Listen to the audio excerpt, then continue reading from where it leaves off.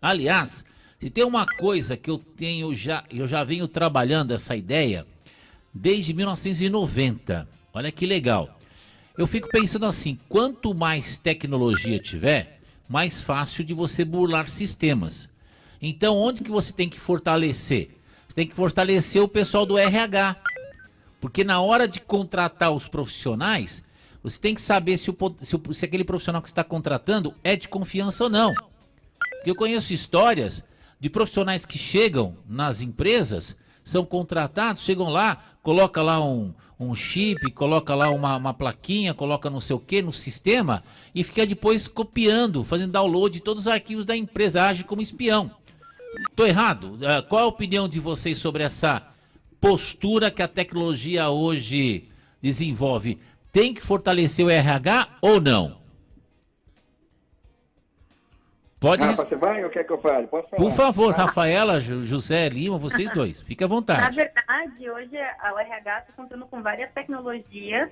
Sim. E a gente tem que, a discussão maior é o quanto que a gente consegue humanizá-la, né? Porque a tecnologia, ela é ótima, ela nos aproxima das pessoas, inclusive nesse contexto de pandemia. Sim. Foi possível continuar entrevistando, continuar conhecendo os profissionais. As contratações, elas começaram a ser feitas não só na região perto, né, de onde você mora, mas eu tive a oportunidade de contratar pessoas que estavam em Manaus, por exemplo, para atuar numa empresa em Curitiba. Olha que loucura, hein? Então, exato, e assim, é algo que não é por período, um período curto, né, é um período indeterminado, contrato CLT comum. Então, a tecnologia tem apoiado bastante o RH, assim, processos de recrutamento e seleção, que é onde eu tenho a maior expertise, posso dizer, inclusive na busca, né, na triagem de profissionais.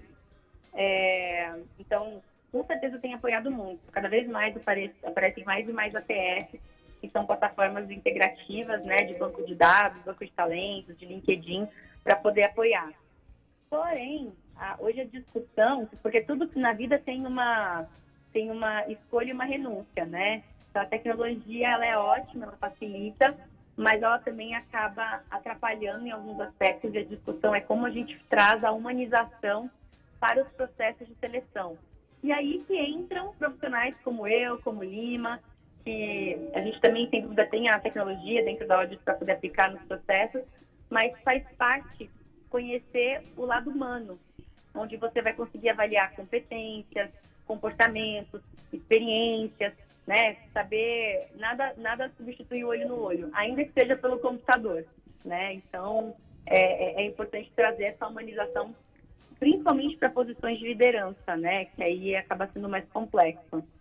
Eu acho que, na realidade, também vem do tradicional, já trabalhei muito no tradicional, em multinacional, e o maior desafio, gente, é o capital humano. Então, é difícil de lidar, é difícil de entender, é difícil de desenvolver, né? Então, tem as particularidades, e eu acho que nessa experiência de vocês, com essa nova visão, né? Porque tudo mudou, né? As coisas mudou. A gente hoje avaliar a competência, avaliar o comportamento, né? E é aquilo que a gente sempre fala, tem a máxima aí, que eu sempre falo, as pessoas são contratadas pelo perfil técnico, pelo hard skill, e são demitidas pelo comportamento. Então, eu acho que trazer essa humanização que você está dizendo já para o processo seletivo, que nem quando eu estou num cliente, eu falo exatamente isso. Esse é o processo mais importante da sua empresa, onde você vai entender quem é a pessoa que você vai contratar para estar ali, na frente da sua empresa, te representando, fazendo o seu negócio alavancar. Então, para mim, é o number one, que deveria ser sempre olhado, atualizado, modificado, para que a gente consiga cada vez mais ser melhor na contratação, que aí a gente consegue minimizar milhões de impactos, né?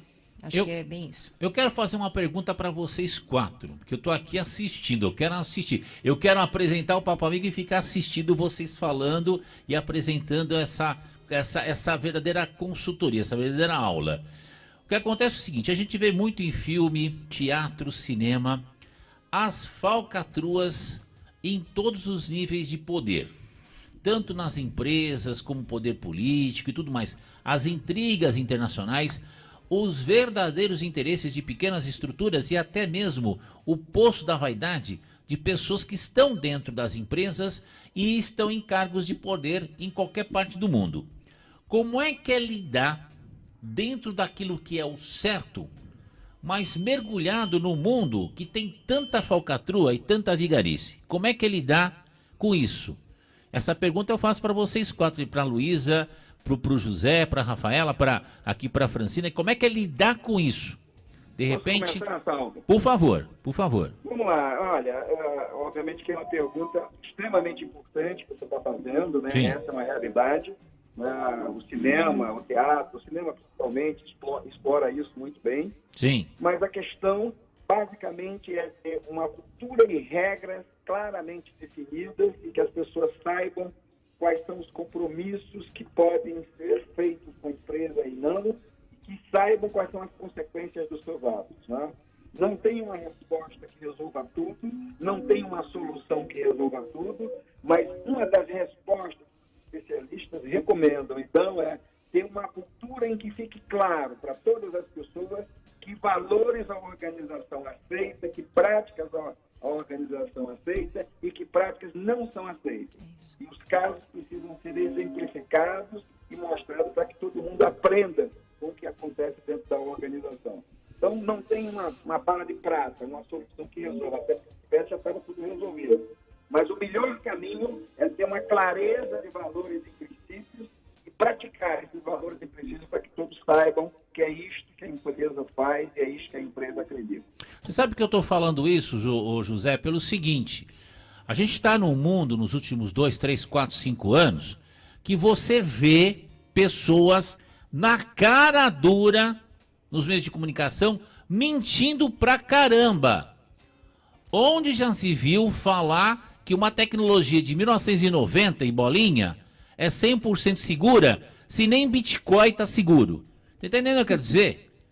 Então, assim, como é que você consegue, de repente, chegar numa empresa e orientar um jovem, um homem, uma mulher, a estudar português, inglês, matemática, física, química, biologia, geografia, história, estudar mercado, contabilidade, engenharia, quer dizer, realmente exercitar o teu cérebro, sendo que você vê na cara dura uma quantidade monstruosa de mentiras sendo jogadas aí no mundo digital. E aí talvez entraria um pouco a área da Rafaela, não sei, porque realmente o bicho tá pegando. Eu que lido com isso, eu tô vendo, é muita mentira, tá? É um jogo de conveniências. Quando é conveniente, a gente usa a lei. Quando não é, a gente usa canetada. Isso no Brasil e no mundo inteiro. Como é que vocês conseguem ver isso? Qual a opinião de vocês? Fiquem à vontade. Na verdade, assim, eu acho que a resposta do Lima está bem aderente. Quando a gente faz a análise, né, nosso papel, acho que é importante até falar isso. Não existe perfil errado de candidato. Existe o perfil que é aderente à cultura daquele cliente que a gente está trabalhando, ou seja, da empresa que está contratando. E aí o papel é entender. Tem empresas que a gente fala que tem uma cultura mais agressiva ou mais assertiva, né? E aí, para outra pessoa, que pode ser até um agressivo demais, né? E pode parecer de uma forma ruim, né? E para outra pessoa, uma cultura mais branda, com mais tempo, com uma comunicação mais aberta, funciona melhor. Então, acho que no papel até é engraçado, né? Nosso papel acaba sendo de avaliar pessoas, mas na verdade não é avaliar, é analisar. Analisar o perfil comportamental que vai ser aderente para a cultura do cliente que a gente está trabalhando, né? Então, é entender o quanto que pode fazer sentido para fazer com que aquela empresa atinja o objetivo que ele queira com a contratação daquele profissional, que vai vir para poder causar uma transformação.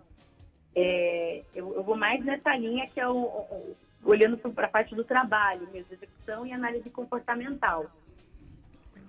Não, você me permite fazer uma provocação, desculpe. Por favor, fique à vontade. Por Vou favor. fazer uma provocação. Por favor. Vou ir a sua provocação. Não, por favor. O papo é franco, é amigo, é aberto. Sim. Grande parte dos problemas que a gente vê também no cinema e nos romances Ah. é na família. Né? Entendi. São problemas familiares. Então, a questão não é o ambiente corporativo.